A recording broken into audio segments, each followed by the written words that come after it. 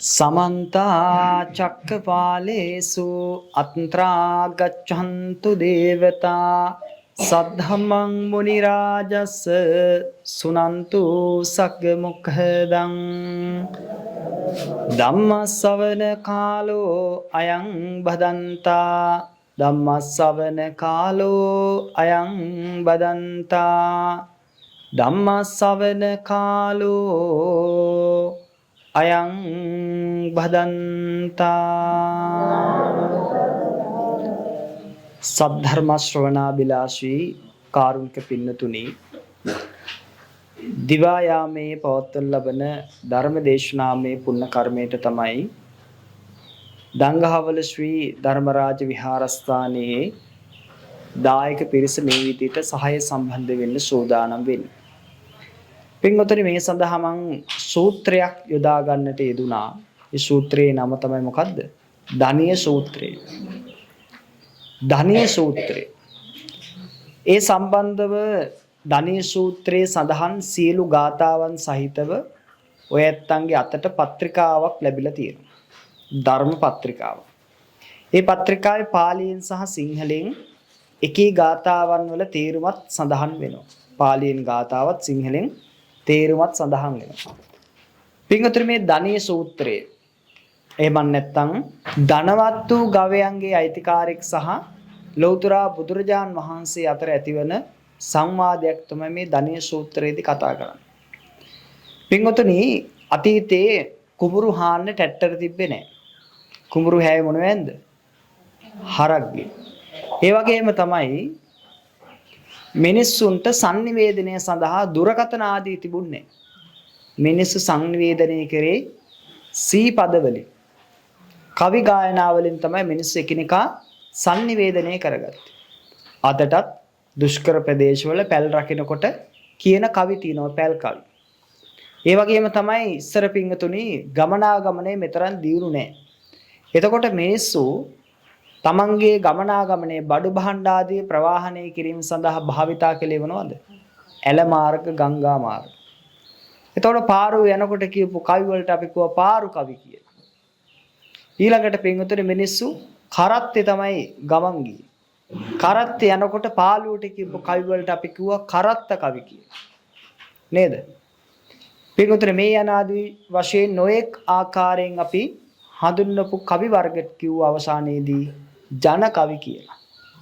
ඉතින් මේ ජන කවි සම්ප්‍රදාය ಭಾರತೀಯ සමාජයේ දක්වා දිව යන කාලේ මේ වර්ෂ 2600කට කලින් මේ ලෝකයට පහළ වුණු අති ශ්‍රේෂ්ඨතම දාර්ශනික එහෙම නැත්නම් මේ ලෝකයේ බිහි වූ උතුම්ම මිනිසා විසින් ගොතන ලද කවිත් එක්ක තමයි අද අපි සාකච්ඡාව සිද්ධ කරන්නේ.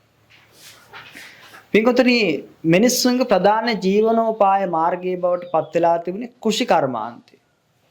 මේ තරම් තාක්ෂණ දියුණුවක් නොතිබුණු, කාර්මික දියුණුවක් නොතිබුණු, ආර්ථිකයේ පිටපස්සේ හඹාගෙන යාමක් සිද්ධ නොකරපු, සබාදහමත් එක්ක ජීවිතයේ බද්ධ වෙලා සබාදහම ජීවය කොටගෙන ජීවත් වුණු ජන සමාජයක ප්‍රධාන ජීවනෝපාය මාර්ගයේ බවට පත් උනේ කෘෂි කර්මාන්තය. කෘෂි කර්මාන්තයත් එක්ක ඓන්ද්‍රිය සම්බන්ධයක් තිබුණු සත්‍යය තමයි ගවය කියලා කියන්නේ. ඉතින් ගවයාගෙන් එහෙම නැත්නම් එළදෙනත් සමග සම්බන්ධ වෙලා තිබුණේ සුසංයෝගයෙන් අපිට ගවයාගෙන් කුඹුරට අවශ්‍ය නැත්නම් කොටුවට අවශ්‍ය පොහොර ටික ලැබුණා. වල්නාශක කෘමිනාශක නොතිබුණු කාලේ අපි ගොම වලින් තමයි බෙහෙත් හේත් හදාගත්තේ. ඒ වගේම තමයි කැලෑ කොළෑ දේවල් වලින් තමයි බෙහෙත් හේත් සකස් කරගත්තේ. ඒ වගේම තමයි අපිට කිරි ටික දුන්නේ කිරි අම්මා. කිරි අම්මා කියලා අපි අදහස් කරේ කාටද? එළදෙනට. ඉතින් ඒ වගේ පින්වතුනි අපිට පුදුම සම්බන්ධයක් තිබුණා, පුදුම බැඳීමක් තිබුණා ගවයත් එක්ක.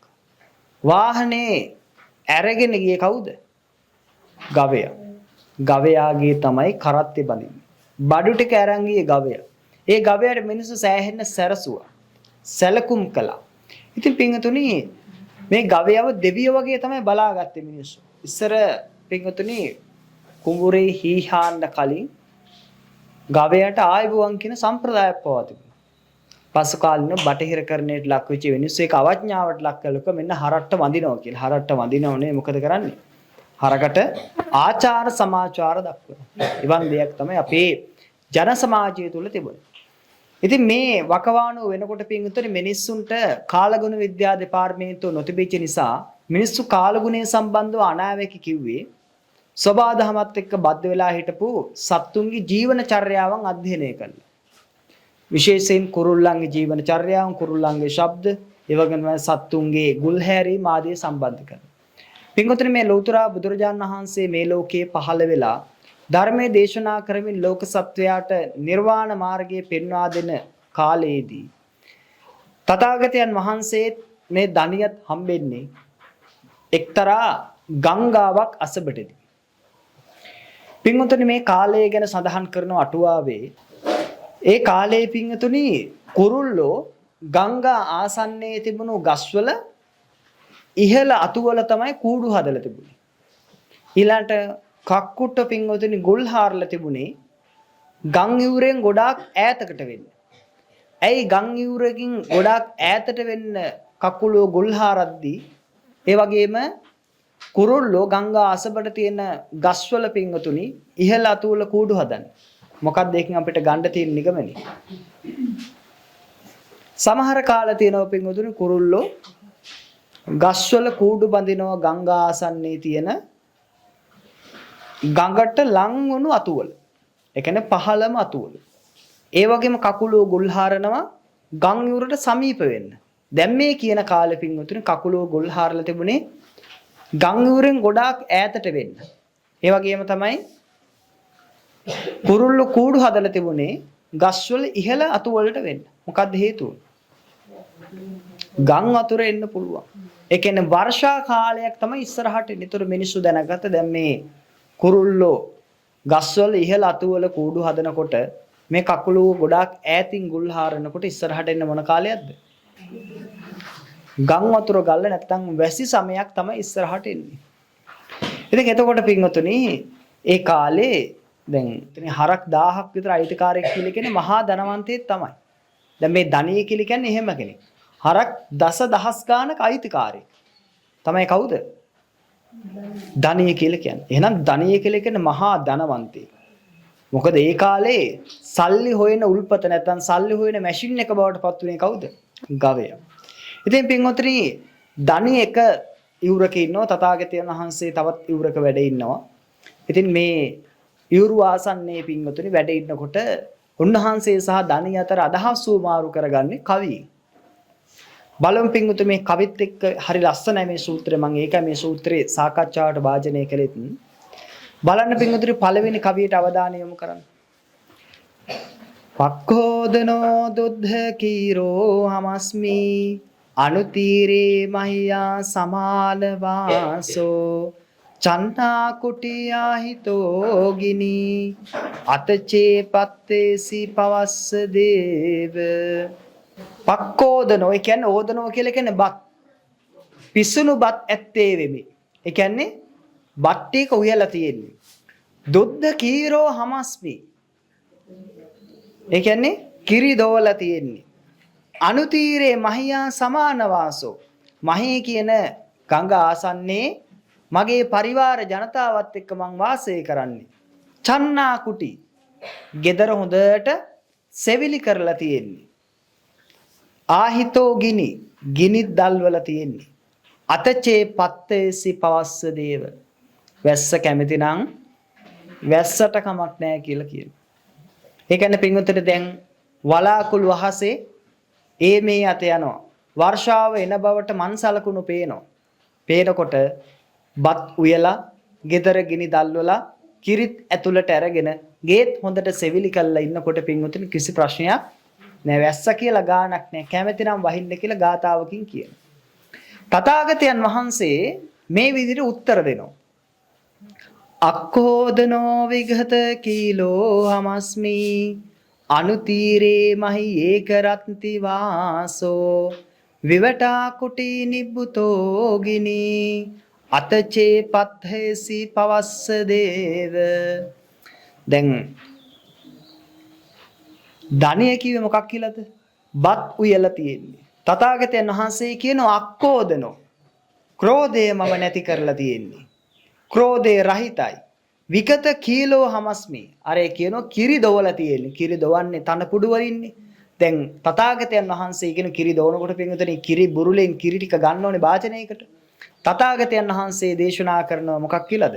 විගත කීලෝ හමස්මි. රාග දේශ මෝහ නැමැති කටු උල් මම උදුරලා දාලා තියෙන්නේ. උල් අයින් කළා තියෙන්නේ.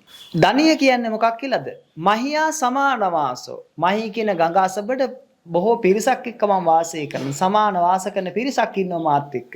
තථාගතයන් වහන්සේ කියනවා මහි ඒකරත්ති වාසෝ. මම තනියෙන් තමයි මහි කියන ගඟ අසබඩ වාසය කරන්නේ. ඔහු කියනවා මේ කවුද? ධනිය කියනවා චන්නා කුටි. චන්නා කුටි කියලා කියන්නේ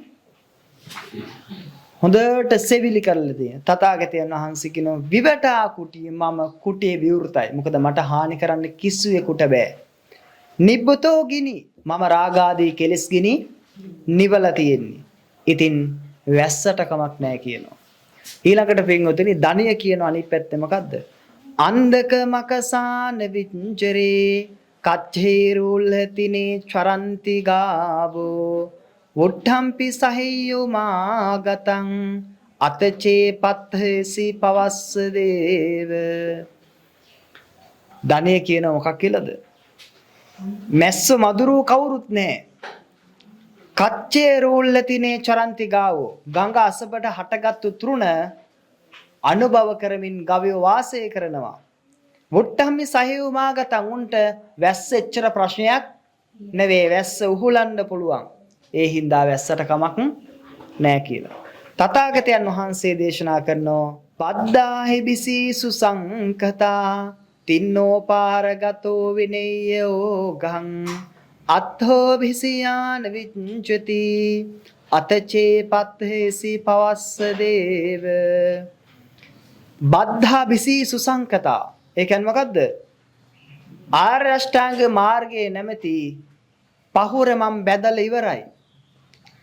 තින්නෝ පාරගතෝ විනයෝගං ඒ කියන්නේ මේ සංසාරයේ නැමැති යෝගයෙන් මම තරණය කරලා ඉවරයි. අත්ථෝ බිසියා නවිජ්ජති මට ඒ නිසා පාරුවෙන් ඇති ප්‍රයෝජනයක් නැහැ. ඒ නිසා වැස්සට කමක් නැහැ කියලා කියන. මොකද වැස්ස කියලා මට ඒගොඩට යන්න දෙයක් නෑ. මම ඒගොඩට ගිහිල්ලා ඉවරයි. මම ආර්ය අෂ්ටාංග මාර්ගය නැමැති පහුර බැඳලා ඉවරයි. ඒ පහුරේ මම ඊතර වෙලා ඉවරයි. ඒ නිසා මට වැස්ස කියලා ප්‍රශ්නයක් නෑ කියන. දැන් ධනියත් වැඩේ අතාරින්නේ නෑ. ධනියත් කියන එහා පැත්තේ මොකක් කියලාද?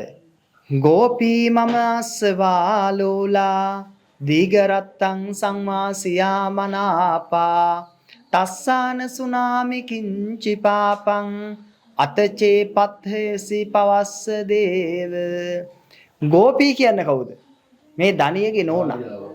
ධනියගේ නෝනා බොහොම හොඳයිලු.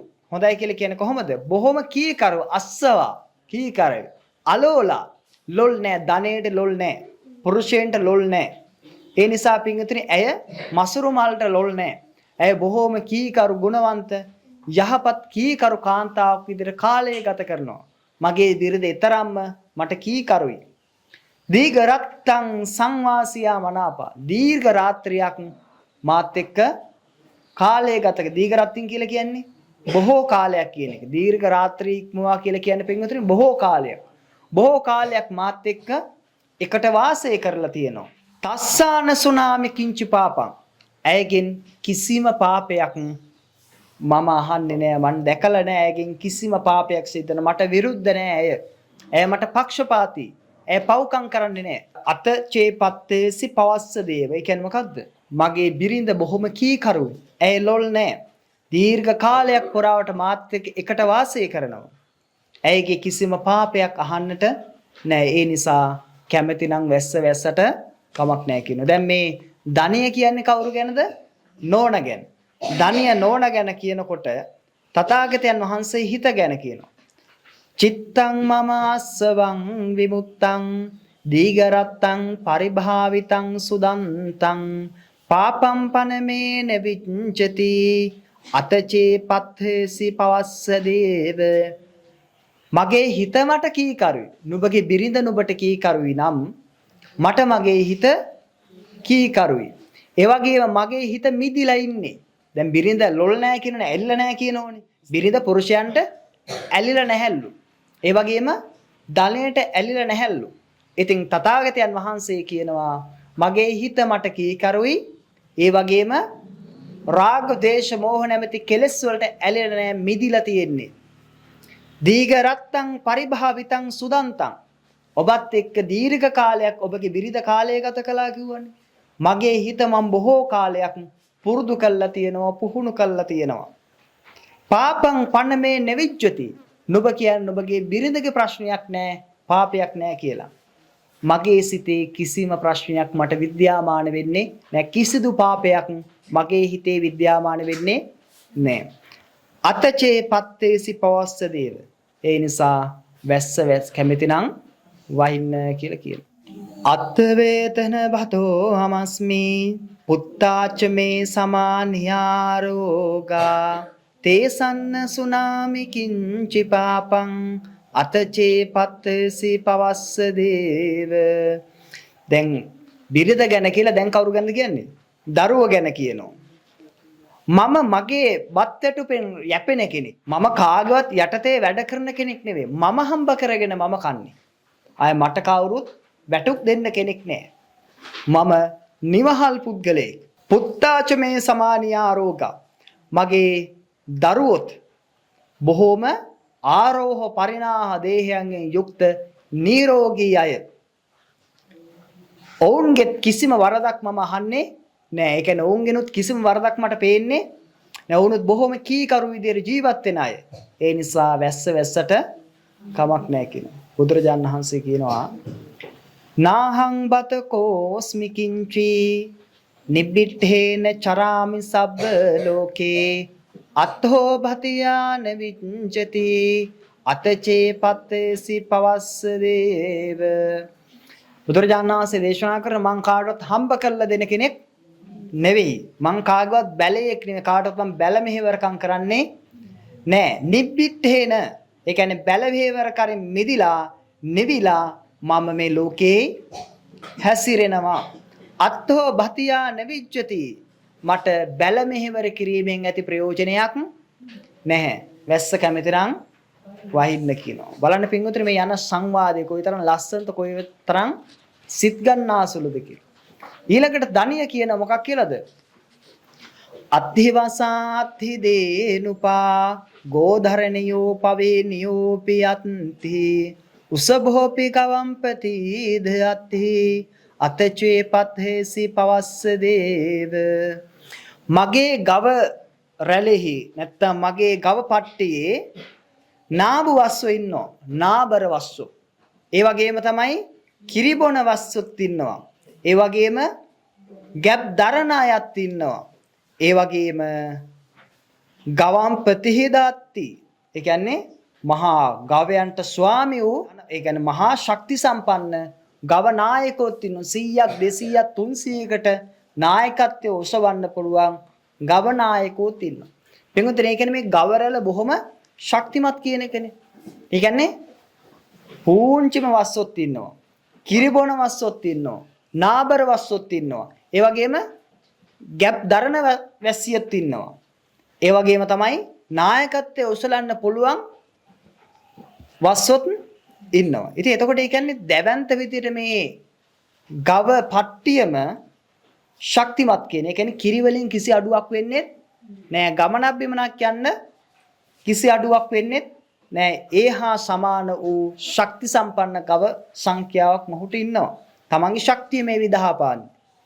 නත්ථි වසා නත්ථි දේනුපා ගෝධරණියෝ පවේනියෝ පිනත්ති උසභෝපි කවම්පති ධනත්ති අතචේ පත්තේසි පවස්ස දේව.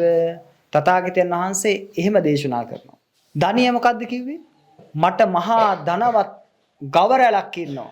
ඒ කියන්නේ තමන්ගේ ශක්තිය මේ පෙන්වන්නේ. මට මහා මෙච්චරත් නෙන් අද කාලේ නැත්නම් මොකද්ද කියන්නේ?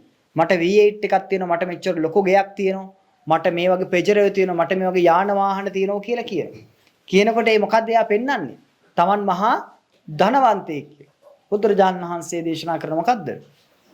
නත්ති වසා නත්ති දේනුපා. මට නාබර වස්සුත් නැහැ. කීරබෝන වස්සුත් නැහැ. ඒ වගේම තමයි ගැප් දරන ඇසියොත් නැහැ. ඒ වගේම ගවරැල් වලට නායකත්වයේ දරන්න පුළුවන් තරම් වස්සොත් අනේ මට නම් නැහැ කියලා. ඒ නිසා වැස්ස කැමති නම් වහින්න කියනවා. ඊළඟට මේ ධනි ආපහු කියනවා. කීලා නිඛාතා සම්පවේදී දාමා මුංජමයා නවාසු සන්තානා නහි සක්ඛින්ති දේනු පාපිච්චෙතුම් අතචේ පත්තේසි පවස්ස දේව. ඒ කියන්නේ පිටුතර මේ ගවයෝ බඳින කණුව හොඳට හාරලා හොඳට ශක්තිමත්ව හිටවලා තියෙනවා. ඒ වගේම තමයි කීලා නිකාතා අසම්පවේදී ගවයෝ බඳින කණුව බොහොම ශක්තිමත්ව හොඳට හිටවලා තියෙනවා. ඒ වගේම තමයි මෘදුත් හරි ශක්තිමත්ව සකස් කරලා තියෙනවා. ඒ වගේම ලණුවත් හොඳ ශක්තිමත්ව සකස් කරලා තියෙනවා. ඒව එහෙම ලේසියෙන් හරක්ට කඩන්න හැකියාවක් නැහැ. ඒ නිසා වැස්සයි කියලා හරක් මේ ලණු කඩාගෙන යන්නේ නැහැ. නිසා මට හරක් හොයන්න මහන්සි වෙන්න ඕන නැහැ. ඒ නිසා කැමැති නම් වැස්ස වහින්න කියනවා. තථාගතයන් වහන්සේ දේශනා කරනවා උසභෝරිව චෙත්වා බන්දනානි නාගෝ පූතිලත්තංච දාලයිත්වා නාහං පුනුපෙස්සං ගබ්බසෙයං අතචේ පතේසි පවස්ස දේව. වෘෂභේක් ලණුව කඩාගෙන ගියා වගේ ඇතෙක් බැඳලා ඉන්නා ඌ ඒ සියුම් වූ ලණුවක් කඩාගෙන යනවා වගේ නැත්නම් අර කීඳි වැලක් කඩාගෙන යනවා වගේ මම මව කුසට නොපෙවෙන්න ඒ බැඳුම් සියල්ල කඩලා දාලා ඉවරයි. වැස්ස කැමති නම් වහින්න කියන. දැන් ওই විදිහට කවි කියාගෙන යනකොට තථාගතයන් වහන්සේ මේ පැත්තෙන් ගාථාව සජ්ජහානා කරනකොට නින්නන්ත තලංච පූරයන්තෝ මහමේඝෝ පවස්සිතාව දේව සුත්තා දේවස්ස වස්සතෝ ඉබමත්හං ධනියෝ අභාසත. දැන් තථාගතයන් වහන්සේ මේ විදිහට කියනවාත් සමග මොකද වෙන්නේ? නින්නංච තලංච පූරයන්තෝ නිම්න ගොඩලි පිරමින් මහමේඝෝ පවස්සිතාව දේව මහා මේඝයක් නැත්තම් මහා වර්ෂාවක් ඇදගෙන වැටුණා. සුත්තා දේවස්ස වස්සතෝ ඒ කියන්නේ වැසි වහින ශබ්දය අහලා ඉම මත්තං ධනියෝ අබාසත ධනිය මෙන්න මෙහෙම කියනවා. ලාභං වතමෝ අනප්පකා ඒමයන් භගවන්තං අදස්සාම සරණන්තං උපේම චක්කුම සත්තානෝ හෝහි තුවං මහා මුනි. හරිම පුදුමයි. මට මහා ලාභයක් සිදු වුණා. ලාභවත නෝ අනප්පක අනල්ප වූ ලාභයක් මට සිද්ධ වුණේ. මම මේ භාග්‍යතුන් වහන්සේ දැකීම නම් මට පුදුම ලාභයක්. ඇස් ඇත්තානෙනි උපේම චක්කුම ඇස් පේන මහා මුනීන්ද්‍රයානෙනි මම ඔබ වහන්සේ සරණ යමි කියලා තථාගතයන් වහන්සේ සරණ යනවා. තවත් කියනවා මෙහෙම ගාතාවක් ධනිය. ගෝපීච හංච අස්සවා බ්‍රහ්මචර්යං සුගතේ චරාමසේ ජාති මරණස්ස පාරගා දුක්ඛසන්ත කරා භවමසේ. ගෝපී චහං චස්සවා බිරිඳ ගෝපී කියන්නේ යානේ මමත් භාගතුන් වහන්සේ කෙරෙහි බ්‍රහ්මචර්යාවේ හැසිරෙනවා. ජාති මරණයන්ගේ කෙලවරට ගොස් මේ දුකින් නිදහස් වෙලා විමුක්තිය අවබෝධ කරගන්නවා දුක් කෙලවර කරනවා කියලා භාගතුන් වහන්සේට ප්‍රතිඥා දෙනවා. ඊළඟට පින්වතුනි මේක දැනගත්තු මාරයත් මෙතෙන්ට එනවා. දැන් මොකද්ද මේ වෙන්නේ යන්නේ? ධනිය සහ ධනියගේ බිරිඳ මාරයගෙන් ගැලවිලා බුදුරජාණන් වහන්සේගේ ශ්‍රාවකයෙක් බවට පත් වෙලා මේ සංසාරයෙන් නිදහස් වෙලා අරහත්ත්වේ සාක්ෂාත් කරන්න හදන්නේ. මාරය කැමති තමන්ගේ පිරිසඩු වෙනවට නෑ. මාරය කලබල වෙලා ඇවිල්ලා කියන මොකද්ද?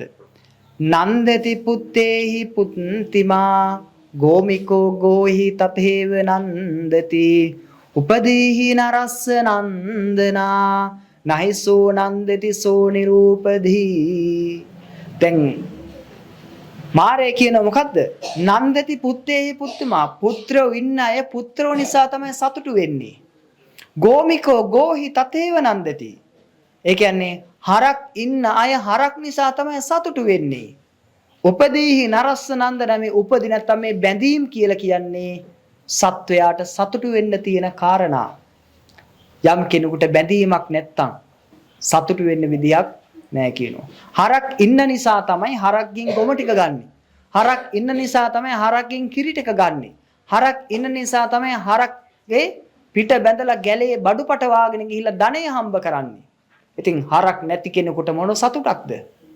ඒ වගේම පුත්‍රයෝ ඉන්න අය තමයි පුත්‍රයෝ නිසා සතුටු වෙන්නේ. දරුවෝ නැත්තම් මොන සතුටක්ද? නලවන්නේ කාවද? තුරුල් කරගන්නේ කාවද? උස්මහත් වෙනව බලලා සතුටු වෙන්නේ කාදිහා බල්ලද? එහෙනම් දරුවෝ වයසට ගියාම අපිව බලා ගන්නවා. දරුවෝ නැත්තම් අපිව බලාගන්නේ කවුද? මේ විදිහට පින්වතුනි දරුවෝ ඉන්න අය දරුවෝ නිසා සතුටු වෙනවා. කවුද එහෙම කියන්නේ? මාරය කියන්නේ. අපි කියනෝ නේද? පොල්ලත්තක් තියෙන්න ඕනි සතුටෙන් ඉන්න. දරුවෝ ටිකක් හදා ගන්න ඕනි සතුටෙන් ඉන්න. එහෙනම් ඒ කවුද කතා කරන්නේ? මාරය තමයි එහෙම කතා කරන්නේ. ඊළඟට උපදීහි නරස්ස නන්දනා බැඳීම් කියලා කියන්නේ මිනිසුන්ට සතුට උපද්දවන දේවල්. මොන බැඳීම්ද? දරුවා සහ අම්මා තාත්තා අතර බැඳීම, ස්වාමියා සහ බිරිඳ අතර බැඳීම, සහෝදර සහෝදරියන් අතර බැඳීම. මේ බැඳීම් කියලා කියන්නේ මොනවද? මිනිසුන්ට සතුට උත්පාදනය කළ දෙන බැඳීම් වලින්. ඔබගේ බිරිඳ ඔබගේ සතුටේ උල්පත, ඔබගේ ස්වාමියා ඔබගේ සතුටේ උල්පත, ඔබගේ දරුවන් ඔබගේ සතුටේ උල්පත. දරුවන් සැනසෙන්නේ දෙමාපිය ළඟ, බිරිඳ සැනසෙන්නේ ස්වාමියා ළඟ, ස්වාමියා සැනසෙන්නේ බිරිඳ ළඟ. එහෙනම් මේ බැඳීම් කියලා කියන්නේ මොනවද? සතුටට කාරණා. කසාදයක් කරගත්තේ නැත්නම්, ස්වාමියා මිය ගියා නම්, දරුවන් අත්හැර ගියා නම්, මව්පිය කාලක්‍රියා කරා නම් අන්න බැඳීම් නැති වෙනවා. බැඳීම් නැහැ කියලා කියන්නේ දුකට වස්තු, දුකට හේතුවක්, සතුට වෙන්න කාරණා නැති වෙනවා කියලා කියනවා. ඇත්තද බොරුද මාරේ කියන කතාව? මාරේ කියන කතාව ඇත්ත. එහෙමද ඔය ඇත්ත කියන්නේ? ඊළඟට පින්වතුනි භාගතුන් වහන්සේ දේශනා කරනවා දැන් මාරේගේ මොකද්ද මේ බැඳීම්? මේ හරක් ඉන්න අය හරක් නිසා සතුටු වෙනවා, දරුවෝ ඉන්න අය දරුවෝ නිසා සතුටු වෙනවා, බැඳීම් තියෙන අය බැඳීම් නිසා සතුටු වෙනවා. බැඳීම් නැත්තම් මිනිස්සුන්ට සතුටු වෙන්න කාරණා නැහැ විදිහට තමයි මාරය කිව්වේ. දැන් තථාගතයන් වහන්සේ දේශනා කරනවා සෝචති පුත්තේහි පුත්තිමා ගෝමිකෝ ගෝහි තතේව සෝචති උපදීහි නරස්ස සෝචනා නහි සෝ සෝචති යෝ නිරූපදීති. දරුවෝ ඉන්නේ දරුවෝ නිසා සතුටු වෙනවා වගේම දරුවෝ ඉන්න අය දරුවෝ නිසා ශෝක කරනවා. සෝචති පුත්තේහි පුත්තිමා දරුවට අසනීපයක් වුණාම, දරුවා බැරි වෙලා හරි මරණයටපත් වුණොත් හරි දෙමාපියෝ මොකද වෙන්නේ? හිස් වල අත් ගහගෙන, පපුවේ අත් ගහගෙන කෑමරදිදී අඬනවා, දොඩනවා, විලාප තියෙනවා. එහෙනම් දරුවෝ ඉන්නේ දරුවෝ නිසා ශෝක කරනවා. හරක්ගෙන් කොච්චර ධනෙ ලැබුණත්, ඒ වගේම පොල් වලින් කොච්චර ධනෙ ලැබුණත්, පොල් ටික හොරු කඩන් ගියාම, ඒ වගේම තමයි හරක් ටික හොරු අරගෙන ගියාම, හරක් ටික නැතු වුණාම, ඒ හරක් නිසාම, ඒ කාම වස්තු නිසාම මිනිස්සයා මොකද කරන්නේ? ශෝක කරනවා. එහෙනම් පුත්‍රයෝ ඉන්නේ පුත්‍රයෝ නිසාම ශෝක කරනවා. කිසා ගෞතමීට තමාගේ දරුවා නැති වුණාට පස්සේ තමාගේ දරුවා මිය ගිය බව ඇය පිළිගන්න අකමැති වුණා. ඇය තමාගේ දරුවාට පණ දෙන්න, තමාගේ දරුවා සුවපත් කරගන්න නොයෙක් වෛද්‍යවරු හොයාගෙන ගියා. අවසානයේදී තථාගතයන් වහන්සේ ඇයට දුන්නු අවවාදය තමයි මොකද්ද? නැගණිය නොමල ගෙදරකින් අබ මිටක් අරගෙන එන්න. ඇයට මරණය කියන එක සිද්ධ වෙන දෙයක් බව, තමාගේ පුත්‍රයා මිය ගිය බව ඇඟෙව්වා. ඒත්තු ගැන්නුවා.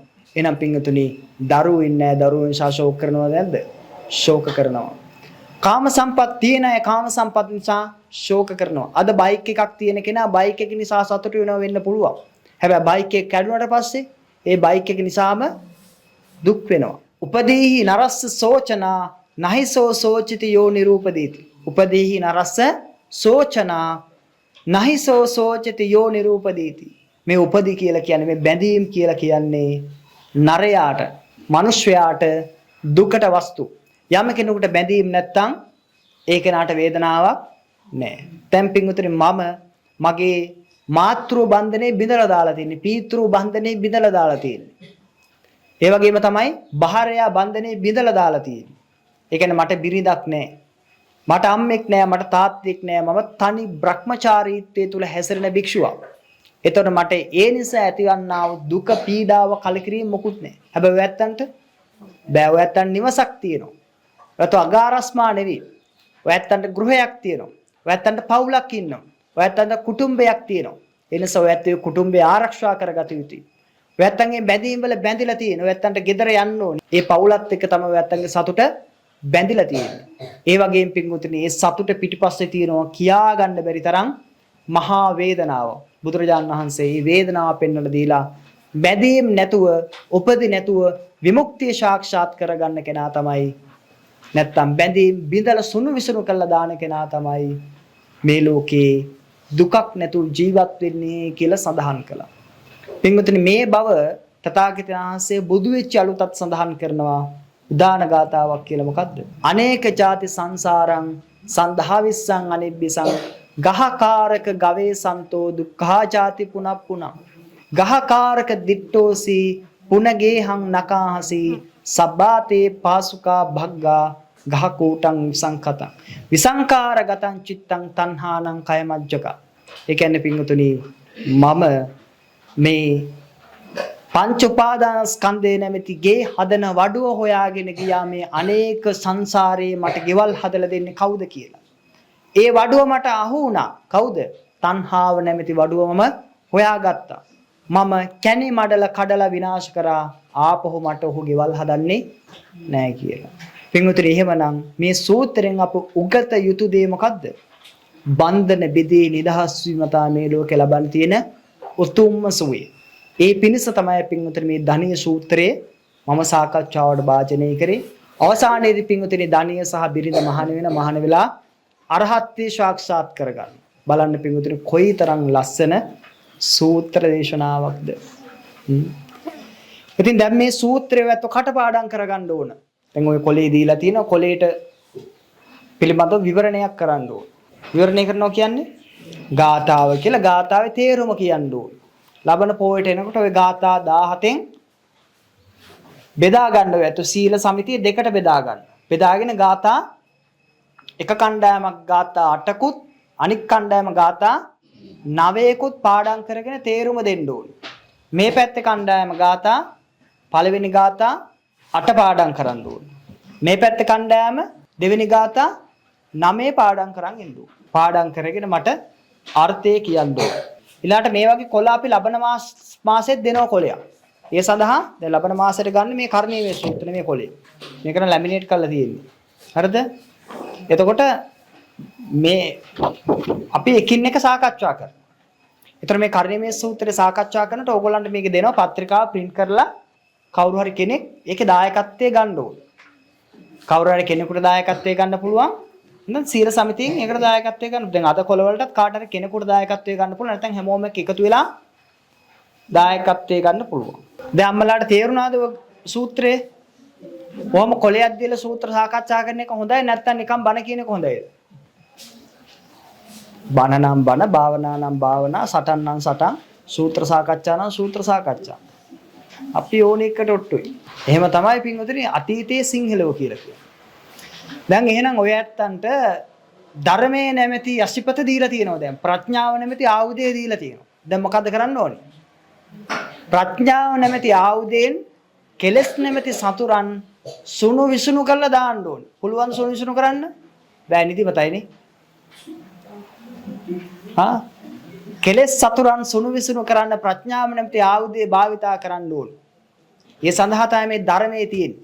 දැන් ඔන්න ධර්මයේ කියලා දුන්නා.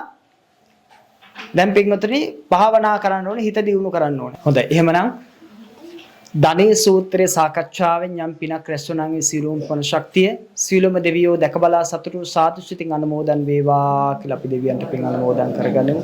ඒ වගේම තමයි මේ ධර්ම පුස්තක මේ ධර්මදේශනා අකුරු කරේ නම් මම තමයි පරිවර්තනය කළේ ටික සකස් කරේ. print කරලා මුදල් වියදම් කරේ කවුද කියලා මට මතක නැහැ. කවුරු හරි අතීතයේ කෙනෙක් වියදම් කරන්න ඇති. ගොඩාක් පරණ මේ print එකක් තමයි මම ඔයත්තන්ට දුන්නේ. ඉතින් මේ ධර්ම දේශනාව සඳහා මේ ධර්ම දායකත්වයෙන් මට නම් අමතකුණත් අවුරුදු ගාණක් නේ. මට මතක නැහැ කවුද කියලා. ඉතින් ඒ කෙසේ වෙතත් ඒ සඳහා දායකත්වයේ දුන්නා වූ අයටත් මේ සඳහා උදව් උපකාර කරපු සියලු දෙනාටත් මේ ධර්ම දේශනාවේ පිනෙන් රැස්ුණා වූ සීලම කුසලයේ උන්ට මෙලෝ පරලෝ යහපත පිණිස හේතු වේවා කියලා සාදු කියලා ප්‍රාර්ථනා කරනවා. ආකාසට්ඨා ච බුම්මට්ඨා දේවා නාග මහිද්దికා පුඤ්ඤන්තං අනුමෝදිත්වා චිරන් රක්칸තු ශාසනං චිරන් රක්칸තු දේශනං චිරන් රක්칸තු මං පරන්ති.